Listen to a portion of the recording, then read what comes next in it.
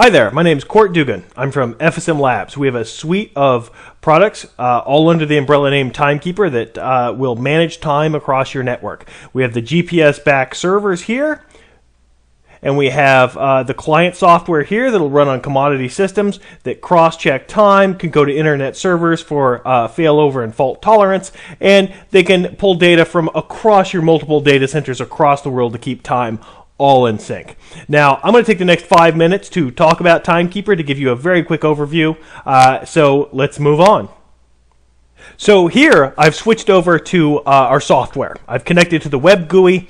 This is a software instance. It's a copy of our software, TimeKeeper, running on one of the clients within the network here. It's just receiving time, it's running our GUI, and it's mapping our network. That is the tab we're on here, the time map. Now, we just saw the Visio diagram for how a data center typically works.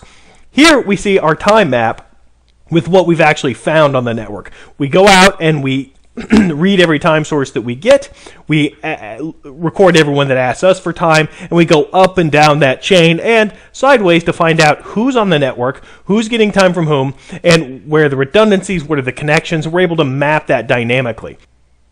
So here I've switched over to our timing quality graph. I alluded to this a few minutes ago. And what this will allow us to do is compare the time of different sources, that is where we're getting time, along with clients, that is people getting time from us, and how do they stack up? How do they look over time? And what I'll take a look at here is, I've switched over to the sources graph, sources we're getting time from. Source number 0, we've got up to 50 here listed, and they're all in priority order, so we have fault tolerance and failover. Not enough time to get into that, but it's available. Here I've selected one of them, and what we see is the dark green line here is actually the estimated offset from that source. And we can see that it's a little wobbly. The y-axis here is 200 microseconds there, negative 400 microseconds there. So it looks pretty bad. In fact, it's unacceptable for a general high-quality time source. And this lets us very quickly see that and isolate that.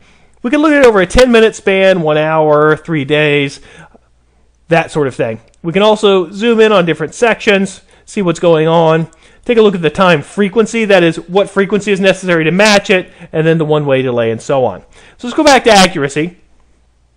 Now here I've reselected some of the Apple servers just to show you how does time quality look on those. We got the snapshot view from the map, but that's not really illuminating to see how they're doing over time.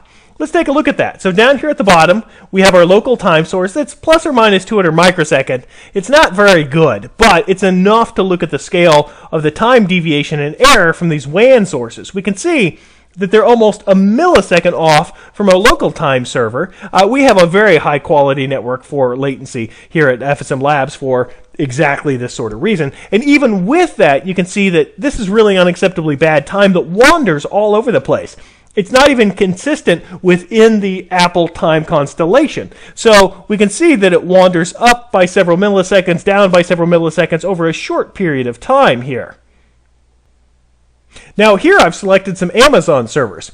In fact, what the Amazon EC2 servers do is they bubble up to the public NTP pool server. So while you might be in the Virginia or the West Coast EC2 site, region, you may be getting time servers from the Netherlands, Finland, or good gravy, Antarctica. You have no idea, and it will change from moment to moment. So there's no consistency whatsoever. So when in the Amazon cloud, it is best to actually know your time servers and have the tools to look at where your time is coming from to make sure that it's good. If you need more information on that, feel free to contact us. We have some good time quality sources in the cloud available as well. Some capabilities, yet again, I don't have time to go into for getting the best time on virtualized systems and cloud systems.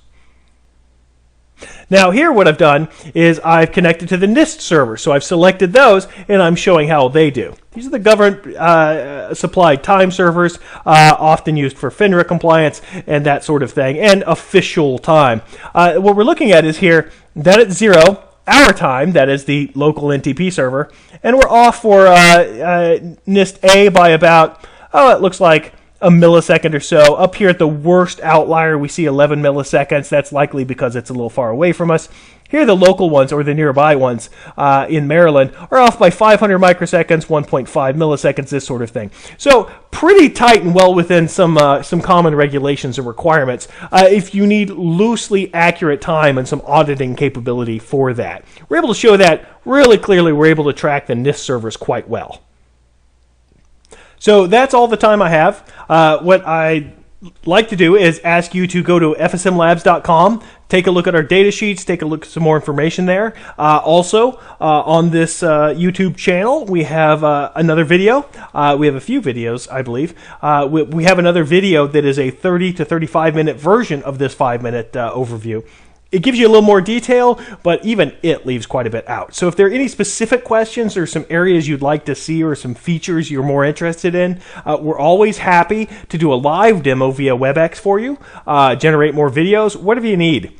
Feel free to give us an email. Happy to talk to you on the phone, chat with you via Skype to give you some specifics that you actually care about. We've got evaluation copies of our software so you can run it on your own hardware. We have some eval units of our hardware so that you can test that out. So thank you for taking the time. Hope to hear from you soon.